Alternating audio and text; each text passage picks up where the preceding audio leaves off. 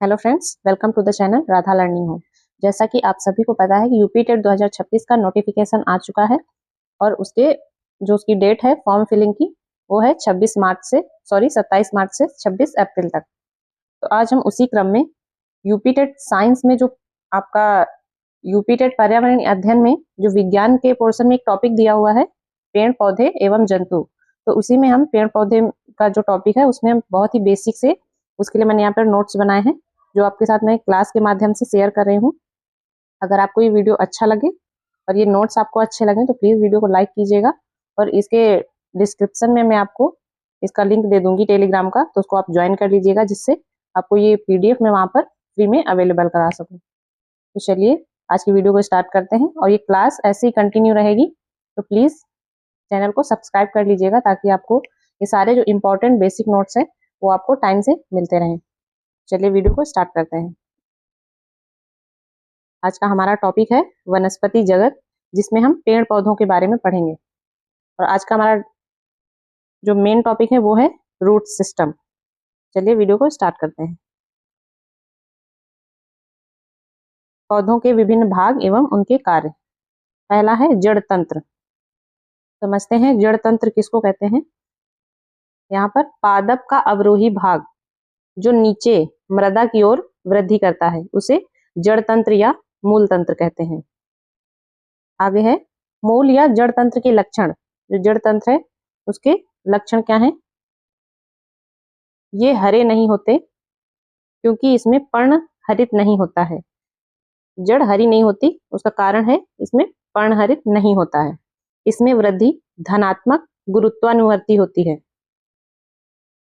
उसके बाद वृद्धि जलानुवर्ती, मतलब जल की ओर नीचे की ओर वृद्धि होती है। अगला है वृद्धि ऋणात्मक प्रकाशानुवर्ती होती है, मतलब जो जड़ की वृद्धि है वो प्रकाश की तरफ नहीं होती है। जड़ों के शीर्ष पर एक टोपीनुमा संरचना पाई जाती है। ये सभी रूट सिस्टम के लक्षण हैं जिससे हम पहचानेंगे कि ये जड़ है। जड़ों के शीर्ष पर एक टोपीनुमा संरचना पाई जाती है, उसे मूल गोप कहते हैं।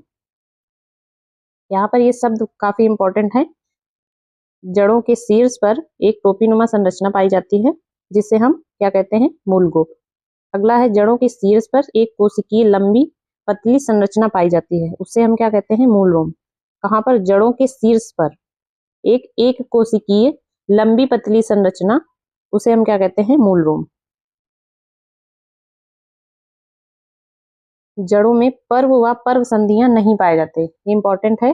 जड़ों में पर्व और इंटरनोड और नोड्स ये नहीं पाए जाते। उसके बाद है जड़ तंत्र के प्रकार, देख लेते हैं।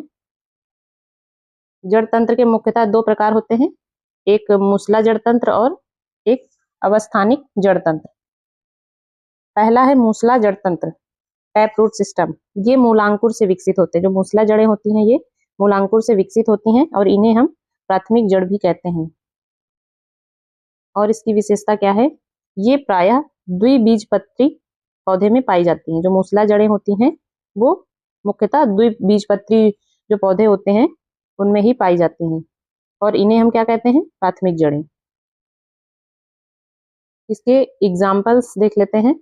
उदाहरण है आम, नीम, चना, गुड़हल, ये सभी क्या हैं, द्विबीजपत्री पौधे हैं और इनमें कौन सी जड़ें होती हैं, मूसला जड़। मूसला जड़ के अन्य उदाहरण ग्रंथिमय मूसला जड़ जैसे अरहर, मटर, चना आदि। इस जड़ों में क्या होता है, इनमें गांठें पाई जाती हैं। आप देख रहे हैं यहाँ सभी दालों का जिक्र किया गया है, तो यहाँ पर जो इनकी जड़ें होती हैं इनमें गांठें पाई जाती हैं जो वातावरण से नाइट्रोजन लेकर नाइट्रोजन यौगिक बनाती हैं। इनकी ये विशेषता है, ये वातावरण से नाइट्रोजन को लेकर नाइट्रोजन यौगिक बनाती हैं। इनका प्रकार क्या है, ग्रंथिमय मूसला जड़ पौधे। सभी जो दालों के जो पौधे होते हैं जैसे अरहर हो गया, मटर, चना, इन सभी में पाई जाती हैं। अगली है श्वसन जड़ें। ये श्वसन का कार्य करती हैं जैसे सोनेरेसिया, एविसिनिया, राइजोफेरा। उसके बाद है संग्राहक जड़ें। ये मूसला जड़ें भोजन संचय के कारण रूपांतरित हो जाती हैं। जो संग्राहक जड़ें हैं ये इसके मूसला जड़ के अंतर्गत आती हैं और इनका क्या कार्य होता है, ये मूसला जड़ें भोजन संचय के कारण रूपांतरित हो जाती हैं।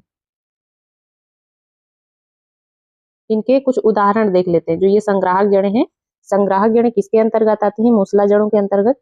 इसमें इसके प्रकार जैसे तर्क रूपी, इसमें आता है मूली, शंकुरूपी गाजर, कुंभी रूपी चुकंदर या सलजम, और कांदिल जड़ें मिराबिलिस।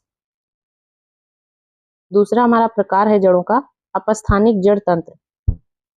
ये पौधे की शाखाओं तथा पत्तियों से निकलती हैं। इनकी विशेषता क्या है? ये शाखाओं से और पत्तियों से निकलते हैं। इन्हें रेशेदार जड़ तंत्र कहते हैं। ये प्रायः एक बीजपत्री पौधों में पाई जाती हैं। उदाहरण जैसे गेहूं और चावल। इसको याद रखना है कि जो मूसला जड़ें होती हैं उनमें कैसे पौधों में पाई जाती है? द्विबीजपत्री, और अपस्थानिक जड़ें एक बीजपत्री। आगे बढ़ेंगे। अपस्थानिक जड़ों के रूपांतरण। इसमें है कांदिल जड़ें। ये क्या करती हैं? भोज्य पदार्थ के एकत्रित होने से ये अनियमित आकार की हो जाती हैं, जैसे शकरकंद। स्तंभ जड़ें, ये पेड़ के तने तथा शाखाओं से निकलती हैं और तने को सहारा देती हैं। ये कहाँ से निकलती हैं? स्तंभ जड़ें पेड़ के तने और शाखाओं से निकलती हैं, फिर तने को सहारा देती हैं। इनको हम स्तंभ जड़ें कहते हैं। इसका सबसे अच्छा उदाहरण है बरगद। अगला है अवस्तंभ जड़ें या जटा जड़ें। पादप को सहारा प्रदान करती हैं और ये पाई किसमें जाती है? मक्का, गन्ना, पेंडेनस आदि में अवस्तंभ जड़ें पाई जाती हैं। अगला है आरोही जड़ें, क्लिम्बिंग रूट्स। ये आरोही जड़ें कैसी होती हैं? ये कमजोर तने वाले पौधों में पाई जाती हैं और सहारा देने वाले पौधों में ऊपर की ओर फैल जाती हैं, जैसे पान, वेनिला, मनी प्लांट। उसके बाद है जड़ों के कार्य। जड़ों का कार्य क्या होता है? ये पादपों को स्थिरता प्रदान करती हैं। उसके बाद मृदा से जल, लवण और खनिज, यहाँ पर मृदा से जल, खनिज, लवण का अवशोषण करती हैं और कुछ जड़ें भोजन भी संचित करती हैं। जड़ों का क्या क्या कार्य है? पादपों को स्थिरता प्रदान करती हैं, मृदा से जल, खनिज, लवण का अवशोषण करती हैं। उसके बाद कुछ जड़ें भोजन भी संचित करती हैं।